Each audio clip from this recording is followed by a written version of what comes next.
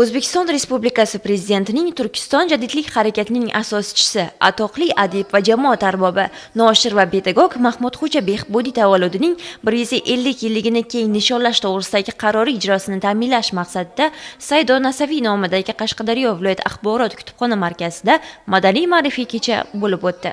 O'zbekiston Respublikasi Prezidenti administratsiyasi huzuridagi Axborot va ommaviy kommunikatsiyalar agentligi, Qashqadaryo viloyat hududiy boshqarmasi, O'zbekiston Yozuvchilar uyushmasi, Qarshi ixtisoslashtirilgan madaniyat hamda san'at maktablari hamkorligida tashkil etilgan ma'rifiy kechada tarixshunos o'qituvchilar, yozuvchi, shoirlar, jurnalistlar va talaba yoshlar jamoat arbobining hayoti va ijodiga bag'ishlangan Sen To'roning quyoshi eding mavzusida turli chiqishlar bilan ishtirok etishdi.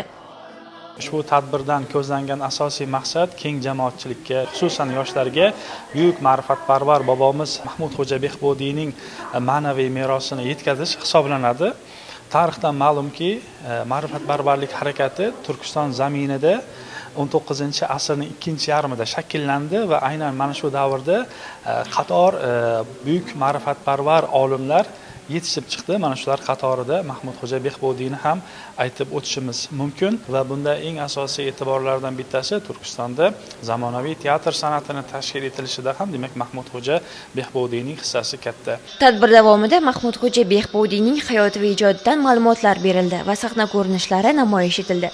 Tadbirda so'zga chiqqanlar Behbudiyning jadidchilik harakati yo'lida qilgan ezgu ishlarini gapirib o'tdilar va talaba yoshlarga ajdodlarimizning haqiqiy yaratuvchisi bo'lish uchun ilm olishdan, izlanishdan to'xtamasliklari haqida tavsiyalar berdilar.